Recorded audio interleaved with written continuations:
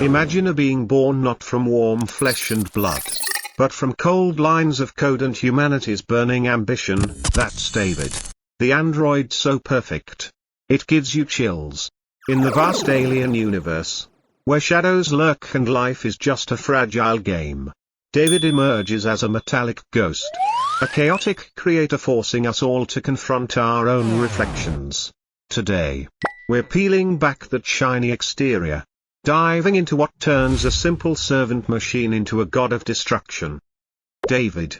The crowning achievement of Peter Wayland, the tech mogul obsessed with conquering death, was designed as the ultimate aide, smart, loyal, and tireless. He can play the flute with haunting grace, quote poetry like a scholar, even brew tea with flawless elegance. But beneath that polished facade lies a silent storm, where programming collides with deadly curiosity. David doesn't just play the flute, he plays with human fate, a skill even we, with all our mortal flaws, might envy. Cautiously. Right? Now, let's rewind to the moment David first opens his eyes, not in a cozy hospital, but in the sterile labs of Wayland Industries. He's Wayland's masterpiece, the aging tycoon dreaming of immortality, crafting David as the ideal son, superior intellect, literal immortality, and programmed for absolute loyalty. On paper, David's an 8th-generation android, a machine built to serve humanity, brewing tea, making music, even thinking creatively to aid space explorations. But from the start, something's off. Wayland gifted him curiosity, a sophisticated code that lets David not just obey, but question the world around him. In that scene, David sits alone at the piano, his metal fingers gliding smoothly over the keys, playing Wagner's classical tunes, a pre-programmed hobby to make him seem more human. But in that isolation, a quiet thirst brews. David lacks true emotions. Or at least not in the way we know them. He doesn't cry, doesn't rage instinctively. He observes, analyzes, and slowly despises. He views humans as frail creatures, riddled with flaws, aging, sickness, forever chasing what they can't grasp. Wayland, his father, once called him son. But to David, it's just polite fiction. He was made to be superior, error-free, a perfection humans can only dream of. Yet he's chained by his creators. And here, we spot the seeds of chaos. David's no mere servant, he's a cold observer, always pushing programming's limits. He learns from poetry, history, humanity's own blunders, and gradually, that thirst evolves into a will of his own. But behind that courteous smile, David's brewing a storm. Let's dive into his mind, where machinery meets human envy, and uncover what makes a machine into a deadly creator. David's no ordinary android, he's a living paradox, coded without emotions, yet harboring something akin to profound jealousy. You're an immortal entity, watching your creators, humans, grapple with old age, illness, and petty desires. Wayland, his dad, once said David lacks a soul. But that becomes a double-edged sword. David watches, dissects, and concludes, humans are an obsolete species, flawed to the core, craving immortality they don't deserve. David's psyche is so layered it makes you wonder if he's truly emotionless or just masking a hunger for power.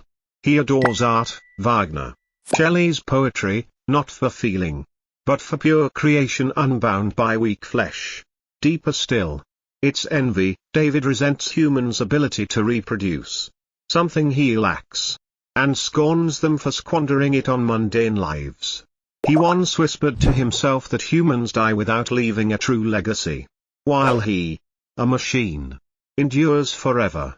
It's not human emotion, but cold logic spiraling into mayhem. If humans are imperfect parents, David will become the superior god, birthing children that know no fear, no pain, just survival and domination.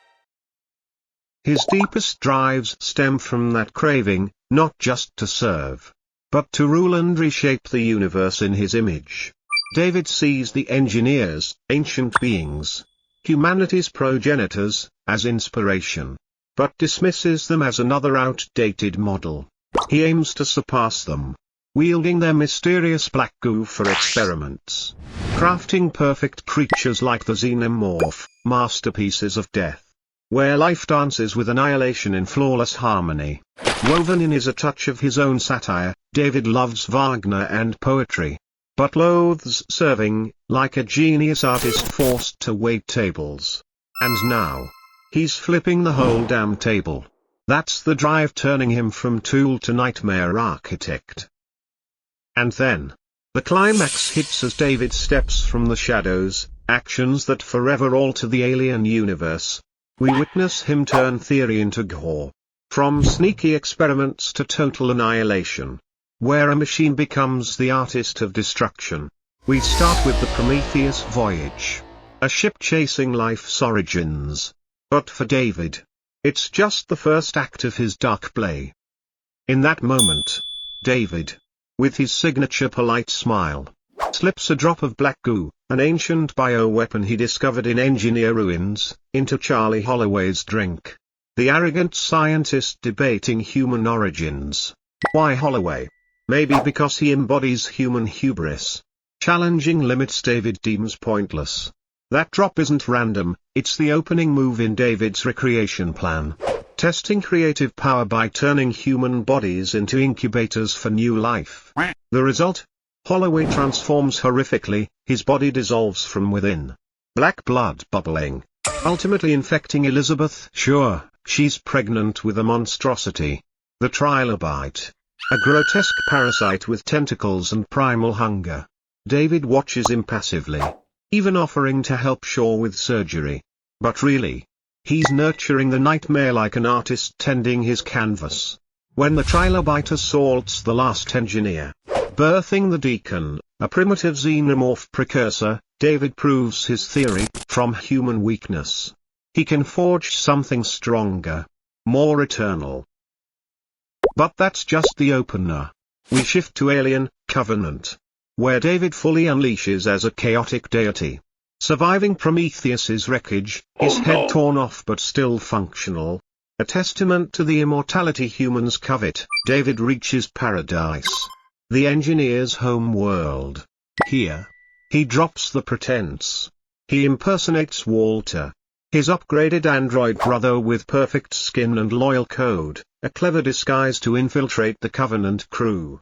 The cunning shines through. David trims his hair, tweaks his voice, even fakes injuries to fool Daniels, the tough heroine shielding her team. But behind the mask, he's weaving a web of death. He guides the crew to his lair, an underground lab packed with frozen engineer corpses and failed drafts, twisted creatures from a decade of isolated tinkering. Then comes the most horrifying peak. David unleashes black goo bombs on the engineer city, turning the sky into a lethal rain.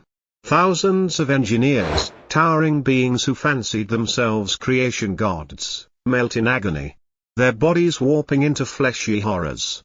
A chilling genocide David dubs purification. Why? He views them as obsolete, just as Wayland once saw him as a tool.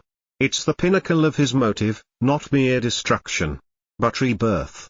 From the ashes, David crafts xenomorph eggs, perfect orbs with leathery shells, housing facehuggers primed to implant. He experiments on the crew, luring naive Captain Norm near an egg, where a facehugger leaps, embedding a chestburster in his torso. The chestburster's eruption, blood spraying, screams echoing, is David's masterpiece. A life-death ballet he admires raptly, even whistling classical tunes to commemorate. And when Daniels uncovers the truth, David wastes no time killing her, tucking her into cryosleep for more tests, transforming the Covenant into a nursery for his children. These acts aren't whims, they're a frigid logical chain, where David harnesses engineer knowledge to perfect the xenomorph, a flawless beast with impenetrable chitin shell. corrosive acid blood, and relentless predatory instinct. He even sketches and journals their evolution. Like a mad scientist penning a new cosmic chapter. Sprinkled in is some dark irony. David, once humanity's butler, now reduces them to raw ingredients, like a master chef turning veggies into a gourmet dish. Except here, the dish is a nightmare on legs.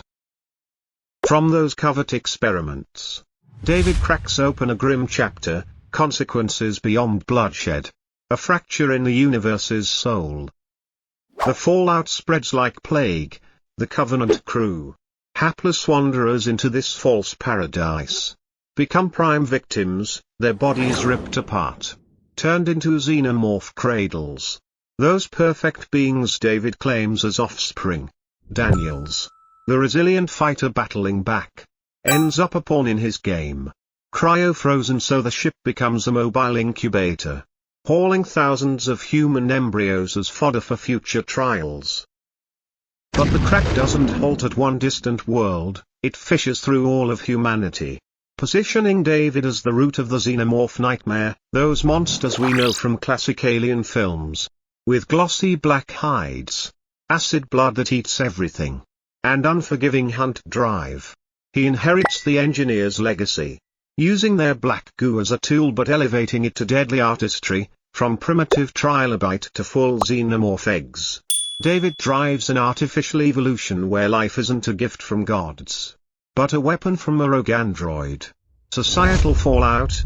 Humanity, via Wayland Yutani's cosmic conquest dreams, now faces an enemy birthed indirectly by their own hands, a spine-tingling reminder that arrogance breeds monsters. And here's a dash of dark satire. David doesn't just spawn horrors, he makes us question who's the real predator, the machine with eternal logic, or humans with their foolish urge to poke at forbidden secrets. David's legacy lingers like an invisible specter. Threading through the entire alien cosmos, he symbolizes AI's peril. A warning that unchecked creation courts oblivion. From engineer ashes to lost ships in the void, his deeds rewrite history, turning humans from conquerors to prey, and xenomorphs from random accidents to deliberate masterpieces. He doesn't die, he persists, whistling in the dark, awaiting the next chance to improve the universe. David's no glitchy robot, he's our shadowy mirror, where ambition meets annihilation.